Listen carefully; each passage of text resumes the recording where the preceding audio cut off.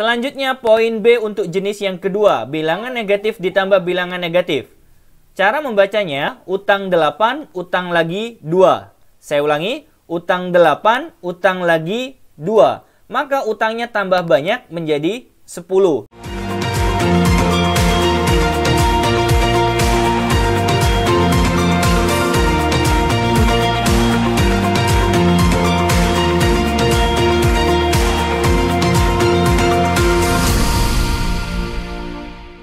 Terima kasih sudah klik video ini. Kali ini kita akan membahas materi matematika kelas 6 SD tentang penjumlahan bilangan bulat. Pada video kali ini saya akan mencoba mengilustrasikan pembahasannya menggunakan kata utang agar mudah dipahami oleh Anda. Disimak baik-baik ya. Di sini juga ada latihan soal yang akan saya sajikan. Biasanya dalam bentuk penjumlahan bilangan bulat ada 3 jenis soal yang harus Anda pahami. Kita bahas jenis pertama, poin A. Bilangan negatif ditambah dengan bilangan positif. Cara membacanya, utang 5 dibayar 7. Saya ulangi, utang 5 dibayar 7.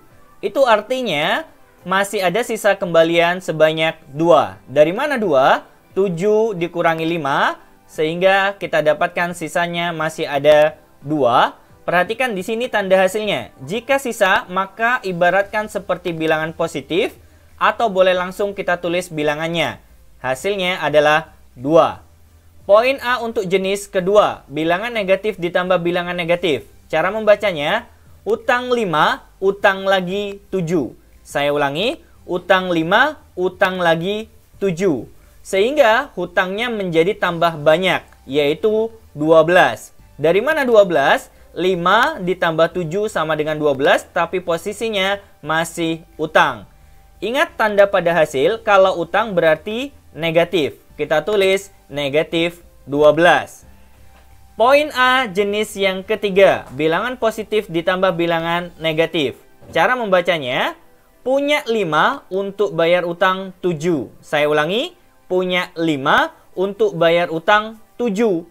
Berarti masih ada utang sebanyak 2. Dari mana 2? 7 dikurangi 5 sama dengan 2, tapi posisinya masih utang. Karena utangnya lebih besar. Berarti kalau utang, acuannya adalah tanda hasilnya ya. Artinya utang itu negatif, berarti kita tulis negatif 2. Sampai di sini bisa diikuti ya prosesnya teman-teman sekalian. Poin B untuk jenis 1. Bilangan negatif ditambah bilangan positif. Cara membacanya, utang 8 dibayar 2. Saya ulangi, utang 8 dibayar 2. Berarti masih ada utang 6. Dari mana 6? 8 dikurangi 2, hasilnya 6, tapi posisinya masih utang. Karena utangnya lebih besar. Berarti kalau utang, lihat acuan pada tanda hasilnya. Utang itu artinya negatif, berarti kita tulis negatif 6. Selanjutnya poin B untuk jenis yang kedua, bilangan negatif ditambah bilangan negatif. Cara membacanya, utang 8, utang lagi 2. Saya ulangi, utang 8, utang lagi 2. Maka utangnya tambah banyak menjadi 10. Dari mana 10? 8 ditambah 2, hasilnya 10, tapi posisinya utang. Ingat kalau utang itu artinya negatif ya, berarti kita tulis negatif 10. Poin B untuk jenis yang ketiga, bilangan positif ditambah bilangan negatif. Cara membacanya, punya 8 untuk bayar utang 2. Saya ulangi, punya 8 untuk bayar utang 2. Berarti masih ada sisa kembalian 6. Dari mana 6? 8 dikurangi 2. Karena sisa berarti ibaratnya seperti bilangan positif. Maka boleh langsung ditulis bilangannya, yaitu 6. Gimana teman-teman sekalian? Sampai di sini sudah mulai ada pemahaman kan? Oke, kita lanjutkan ke poin C, jenis 1 dulu. Bilangan negatif ditambah bilangan positif. Utang 10 dibayar 3.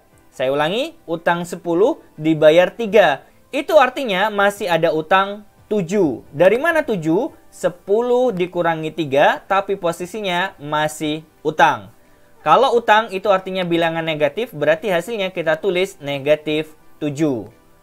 Lanjut poin C jenis kedua, bilangan negatif ditambah bilangan negatif. Cara membacanya, utang 10, utang lagi 3. Saya ulangi, utang 10, utang lagi 3. itu artinya utangnya tambah banyak. Berapa utangnya?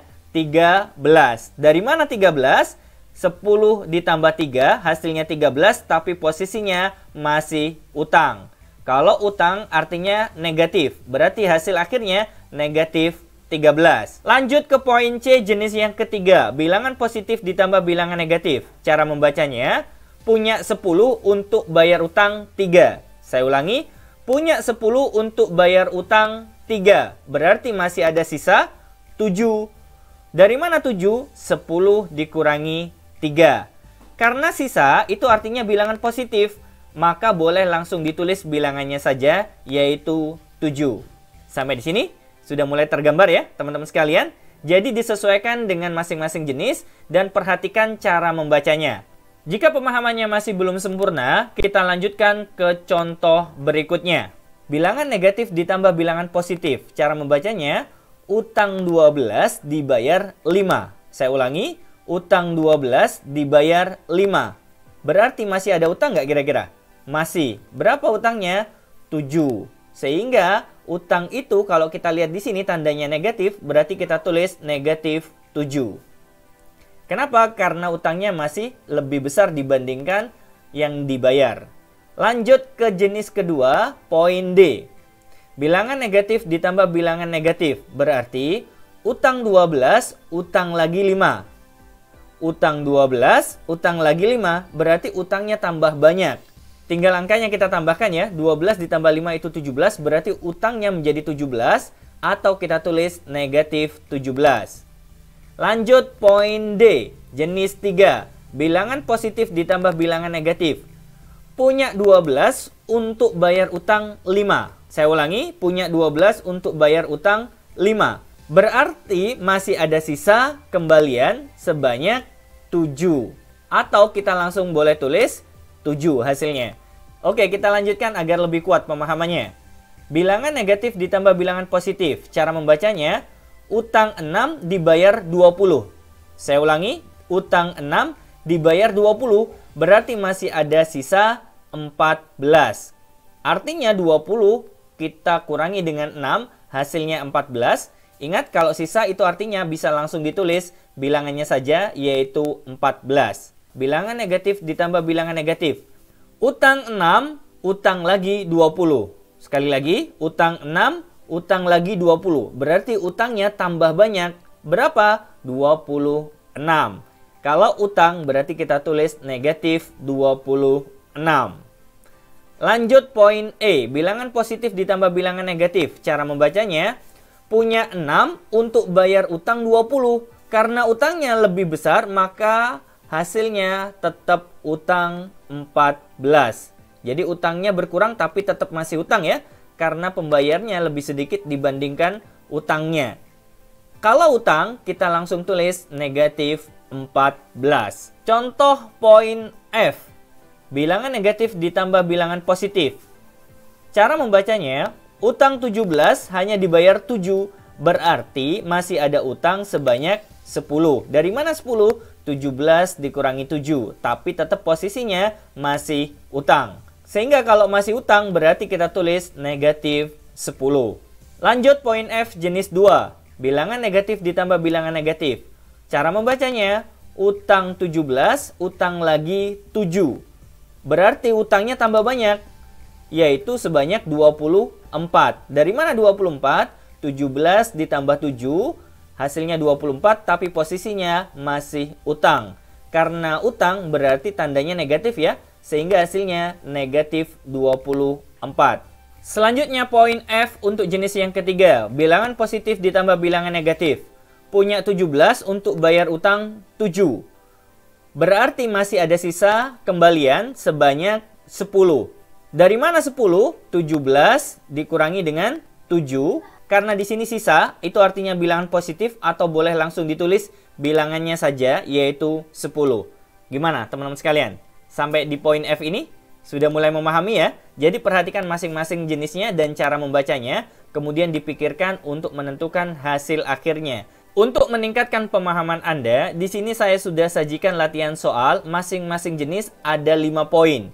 Jadi silakan dicoba dengan contoh yang seperti saya bahas, dengan menggunakan acuan tanda pada hasil ketika sudah menyelesaikan prosesnya. Jadi kalau hasilnya nanti masih utang berarti negatif. Kalau hasilnya nanti sisa berarti positif atau boleh langsung ditulis angkanya saja. Baik teman-teman sekalian, kita cukupkan video ini sampai di sini dulu. Insya Allah kita akan sambung lagi pada video lanjutannya. Jika Anda suka dan merasakan ada manfaat pada pembahasan video ini, jangan lupa like, share, dan subscribe ya. Terima kasih banyak. Assalamualaikum warahmatullahi wabarakatuh.